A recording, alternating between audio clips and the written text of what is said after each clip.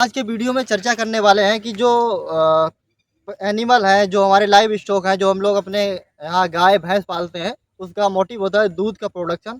साथ ही में वो गोबर भी यानी FYM भी हमको प्रोवाइड कराते हैं। अब उसका किसान किस तरीके से यूज़ कर रहा है, अपने खेतों में ले जा रहा है या बेच रहा है, उसका वो आप पे डिपेंड करता है। तो पहली बात कर लें कि इनका जो प्रयोग है, दूध किस तरीके से बढ़ता है, क्या भैंस का दूध हम लोग दाना बढ़ा के बढ़ा सकते हैं, क्या क्या-क्या चीज़ें हमको ध्यान रखनी चाहिए जिससे हम अपने भैंस का, अपने जानवरों का मेंटेनेंस सही से रख सकें?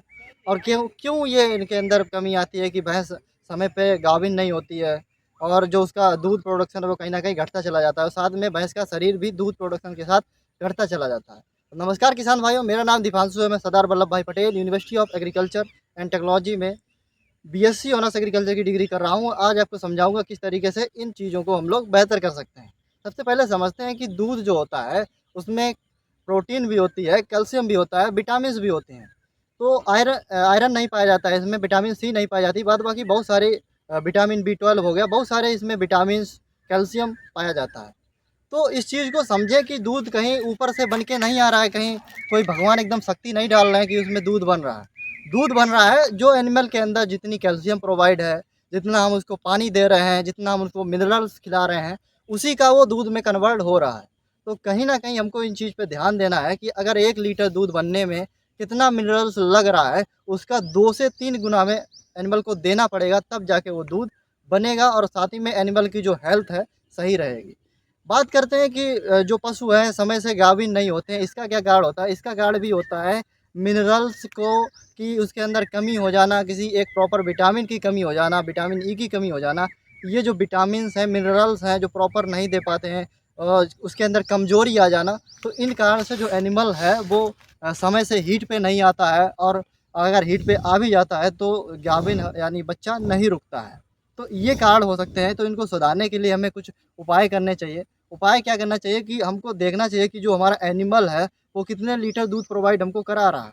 उसका हमें लगभग 2 गुना 2 या डेढ़ गुना दाना हमको उसको प्रोवाइड कराना है। उसको हरा चारा प्रोवाइड कराना है उस हिसाब से। ये नहीं है कि उसको जितना उसको दे रहे हैं 1 किलो और दूध हमको 5 किलो लेने की 5 लीटर लेने की सोच रहे हैं।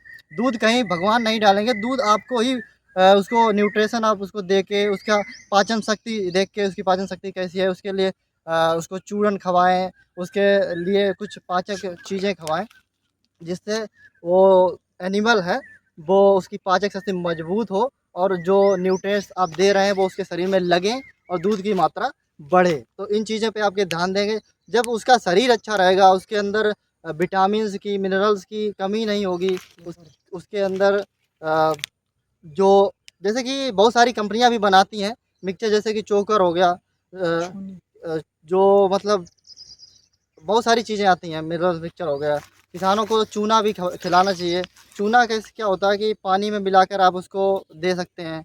उसको नमक भी समय-समय पे देना चाहिए एनिमल को, तो इससे क्या होता है कि जो मिनरल्स की कमी होती है, उसके अंदर दूर होती जाती है और कहीं न कहीं जब हम लोग हरे चारे को ऐड करते हैं, तो उसके अंदर जो विटामिन्स हैं, जो और तत्वों की कमी है, वो पूरी हो जाती है और कहीं न कहीं जो दूध का प्रोडक्शन भी बढ़ता है, साथ ही में उसकी कमज़ोरी दूर होती है एनिमल की और जो ना रुकने की समस्या है भैंस का, ये भी दूर होती है, तो इन चीज़ों से प्रभाव पड़ता है।